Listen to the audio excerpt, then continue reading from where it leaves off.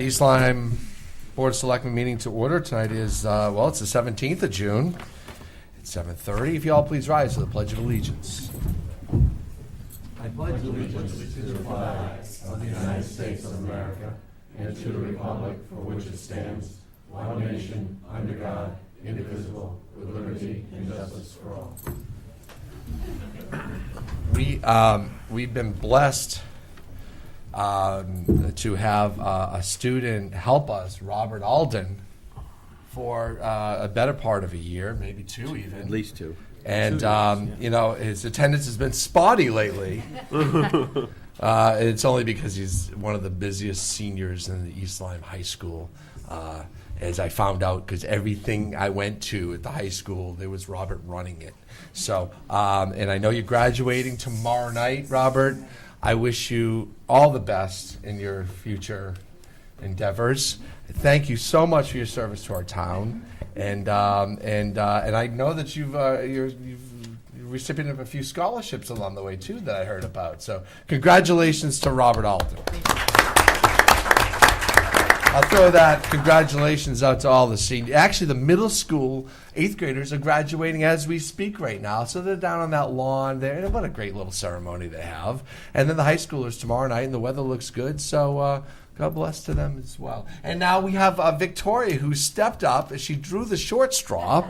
And nobody else volunteered. So I'm just kidding. But Victoria, you're welcome. Thank you. We appreciate your service to our small little commission over here, and you'll get a meeting schedule, and you're expected to show up on time and never miss a meeting, ever. Please. So any additional agenda or consent calendar items? Move to add item 2BA, authorization for First Selectman to execute and deliver contract for Smeal Fire Apparatus for Flanders Fire Department to the June 17, 2015 agenda. That's all right. Second. There's been a second. Any comments? We're adding an item to our agenda. All in favor, say aye. Aye. Any opposed?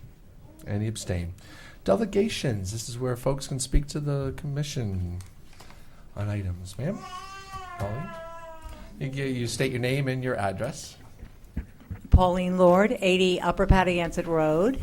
Good evening. I'm here looking for support for us as we try to work towards the state's mandate to protect farmland and working farms that produce local food. I own with my husband David Harlow Whitegate Farm LLC. It's at 83 Upper Patagonia Road. We began this startup in 2000 on the 100 acres owned by my mom. Our mission is to provide healthy food to the community and protect the land and the lake and the aquifer and the wildlife. Since then, we've produced over 300 tons of certified organic fruits and vegetables. We sell them through our farm stands, through the Niantic Farmers Market, to local restaurants and grocery stores, and also to dinners at the farm, which is actually my topic of the evening. What we grow in excess, we donate to the Gemma Moran Food Center and the Old Saybrook Food Pantry.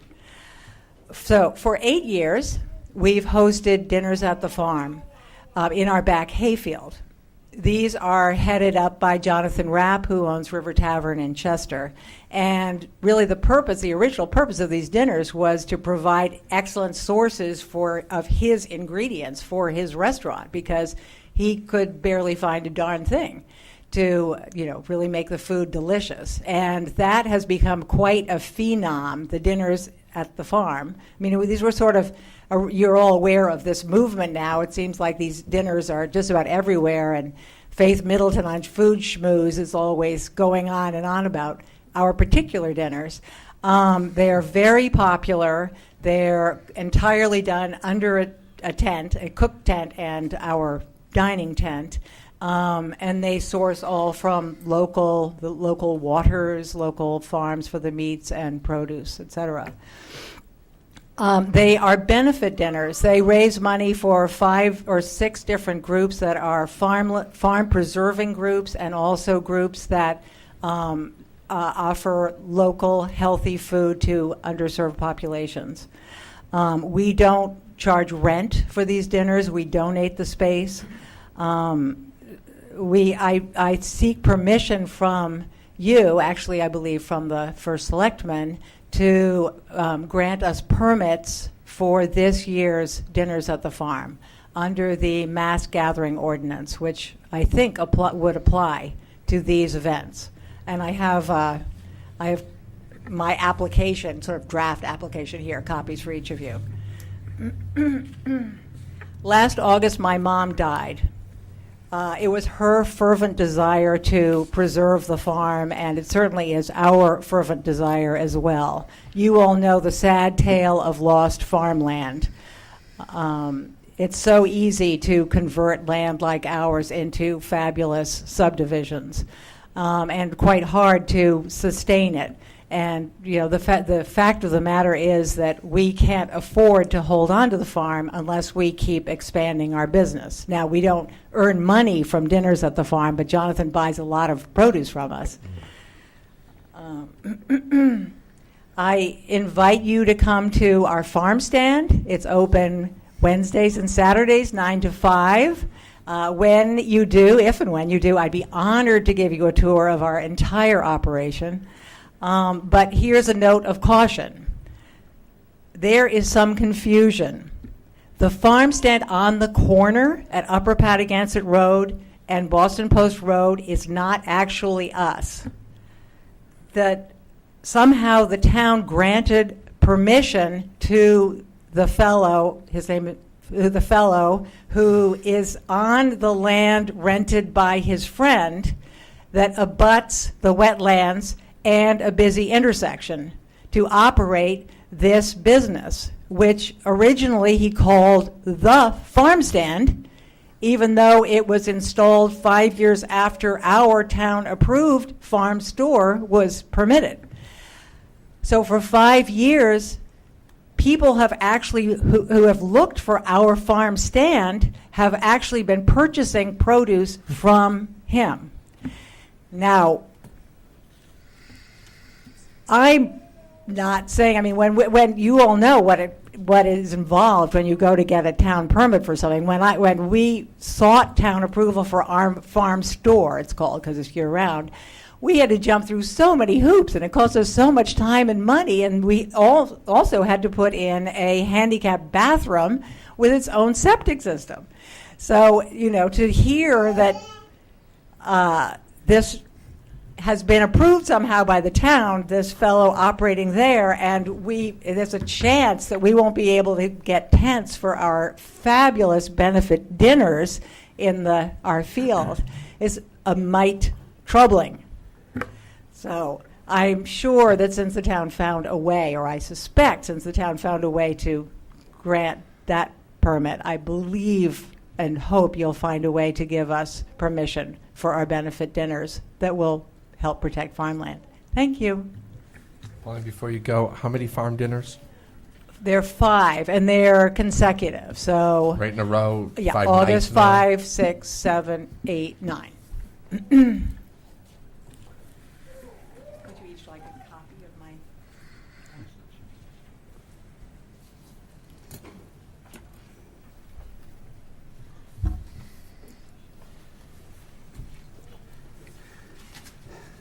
Thank you.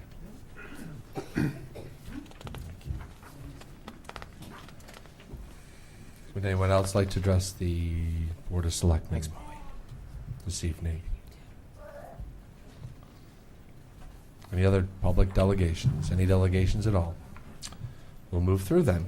Approval of the minutes of the meeting of June 3rd, 2015. Move to approve the minutes of the meeting of June 3rd, 2015 as submitted. Second. A motion has been seconded. Any comments or corrections? All in favor, say aye. Aye. Any opposed? Any abstain? Abstain. One abstention. Consent calendar. Move to approve the consent calendar for the meeting of June 17th, 2015 in the amount of $750. Second. Motion seconded. Any comments? All in favor, say aye. Aye. Any opposed? Any abstain? Okay, we'll move on to new business. We have the appointments of. Do you want to do the current president? I'm sorry, the presentation. Yeah. The one that's like highlighted right at the top. We have a presentation of Kerma. Hi, folks. And Kerma is our our liability insurance and our property insurance carrier Workers' compensation. and workman's comp. Yep. And they have generously and graciously offered to come and speak to our commission. We've had discussions at this level and at the Board of Finance about rising costs to our town. We're just in this place where we've had some rising claim costs, and folks here are going to explain what's going on. Sure. My name is Terry Perry. I'm senior underwriter with KERMA, which stands for Connecticut Interlocal Risk Management Agency. Steve Bixler is the vice president of underwriting for KERMA.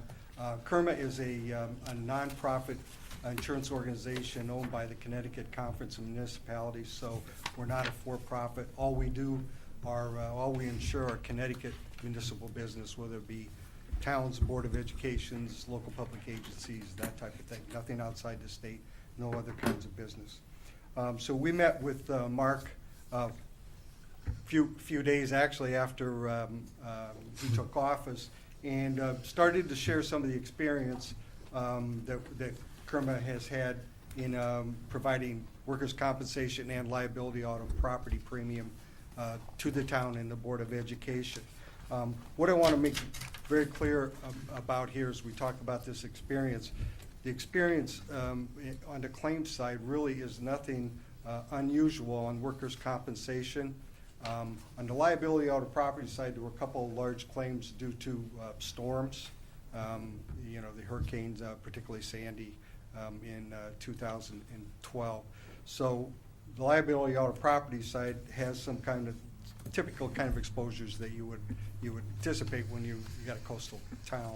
Workers' compensation claims costs have increased, but they have not increased above normally what a town this size would have. Previously, when KERMA began insuring East Lyme, the workers' compensation results had been stellar, almost to the point to where over time these things usually aren't sustainable. You kind of find that level, and we employ risk management tactics to help hold those costs in line. But as those claims rose, not to a level higher than what you would expect, but to a level what you would expect for the town, there was significant pricing that had to be applied to the premiums. So sure, you've had a lot of conversations relative to the comp price and liability auto premium. So what we've done is we've laid a program on the table to where we stair-step for 3 years. So instead of giving a big jump, what we're trying to do is level this out over time. And that's typically the way we work with our municipalities. We want to find a price that's sustainable over time on both the workers' compensation and liability auto property premium standpoint. There's a lot of information in here. I'm not going to go through it, but there's a definition page on page 1, and then it shows how we approach pricing the business and where East Lyme's experience has gone over the last 5 to 6 years. So on page 3 at the bottom, you kind Are of. you in the laminated book? I'm talking about this one. I'm sorry. The laminated one, just this too. this is backup data. Okay. You can go through as your leisure, but I'm going through the white page copy here. So on page 3 at the bottom, we show the work comp developed loss and expenses versus the premium, and as you can see, we've got upward pressure on pricing here, and the 11, 12, 12, 13, 13, 14 year again have showed ever increasing claim costs. But again, I want to show you on pages 4 through 6, 4 through 7, we go through a number of different workers' compensation claims or code classifications. 5509 is street and road maintenance, and then the firefighters, police, and you can kind of go through here, but as you can see, we compare you to 4 towns that are what we can call a peer group to East Lyme, and the majority are coastal, the majority are right in that 18 to 20,000 population range. So every town is unique. It's hard to find a true peer group, but this group really represents the towns that are kind of in that range with East Lyme. And as you can see, overall, there's a couple of these classes where East Lyme is above the pool average. But if you go to page 7, where we look at an overall loss rate up top, as you can see, actually East Lyme is really below what the loss rate is average for the pool, and then kind of right in the mix of the peer group as well. So you say to yourself, well, why, we seem to be doing fairly well. Why is it we're looking at these kind of increases? And so the bottom of the page is where I try to put together an exhibit that shows you that middle column is your percentage of pricing of manual premium. So 100% of manual would be your manual premium, which is payroll times the rate at 100%, right? But over time, you earn a credit or a debit depending on what your experience has been. And over time, experience has been very good. So you can see that there's been significant credit applied at right around 47%, 48% off manual premium. And that's kind of driving the problem, because you take the loss rates, then you convert that, and then you can see it's kind of a different look. But again, experience not bad, it's just where you're coming from and how we're trying to move on. Sure. Is this a greater number or the same number with larger claims? So the experience, what's driving the experience? Yeah. The experience is being driven by severity, but not significant severity. The frequency is actually probably a little bit below in terms of the number of claims. But they're more expensive claims? They're more expensive, and really, in this 6-year loss experience, there's only one claim over $100,000, which of a town this size, that's very, very low. You usually see 2, 3, 4 of those claims in that kind of period. There are a pretty good sized number, though, between the 25 and the 75 range, and probably a little higher that you see there. So it's kind of mid-range severity, but that is a good question. It's not frequency driven. It is somewhat severity, but not significant. Again, it's just kind of So no at that level. $500,000 claims or something None. like that would skew it, but just a higher level than we've been accustomed to in the past? That's a great Okay, way thank to you. portray it, yeah. On the liability auto property side, which is a little further back in the book, we had a claim in excess of $1 million, and that was the boardwalk and, all the things that occurred there. So that's a little bit different. But the workers' compensation is exactly the way you characterize it. Okay, thank you. Okay. So where that brings us, and then page 8 has the liability auto property experiences. You can see those 2 spike years. Now, one of those was with the previous carrier, and then, they were in consecutive years, but the second one was ours. Okay? And then what I did on page 9 was cap the losses. So what we try to do when you have those significantly sized losses, we try to cap those to see, how this, or the dollars work out in terms of overtime without having those spikes. And as you can see, that's putting upward pressure on pricing too. So I'm going to go right to page 10. This is the exhibit that lays out our 3-year proposal. Kerma is unique. We're the only ones in the marketplace that offer a rate stabilization guarantee. Commercial markets won't offer that. We're a little bit different due to our makeup and in our ownership. But this is how it looks to lay it out these next 3 years. Now, those percentages shown there are caps, and so we can't go over that. But if we get to a spot where, say probably between year 2 and 3, where we don't need an increase, we won't take it. All this is a cap on the top, but it does mean it can come down. I just want to be careful that I don't characterize this as probably next year you could look at something less than what's calling for there, because we probably wouldn't be at that point. But I think, we're working pretty hard from a risk management perspective to come around this, and would certainly hope by year 3 we can start to temper some of these. Again, we want to find that sustainable level. We don't react to large claims. As you can see with the $1 million claim, we had a 3-year plan in place previously, and we've stuck that, and we're comfortable rolling out another one. What's your experience in applying your risk management techniques to actually reducing the number and severity of claims? We've got a very extensive risk management function within our organization, and we're working very hard to do that. That is the key. On the claim side, as soon as there's a claim reported, we've got a number of different, we got a preferred provider networks and some things to where we can help hold those costs down. But the best thing you can do is prevent Not the let it claim happen in from the first happening in the place, right. first place. So that's really the thrust of our organization, Connecticut Interlocal Risk Management Agency. That's really how we try to drive down those costs. And we've been very active here. And I think, when we talk to our counterparts, they're very complimentary of the management staff here and the cooperation, everything being done. Again, it's just more of a function of your size than it is not being managed well. Okay? My contact name is in there, Steve's name in there. If there's any of this other information that you have questions about, feel free, give us a call. Other questions from the commission? Anybody have anything fresh tonight? I know there's a lot to here to go over. What's our billing year? Is it our fiscal year? Yes, we're on a July 1 to July 1. Yes. Yeah. And we typically bill, the town can select, we bill quarterly. The glaring graph to me was like maybe page 9 at the bottom where in red is what we pay in premium Correct. and the incurred expense, meaning losses and the expense to run an insurance operation, which gets folded in Yep. is in blue.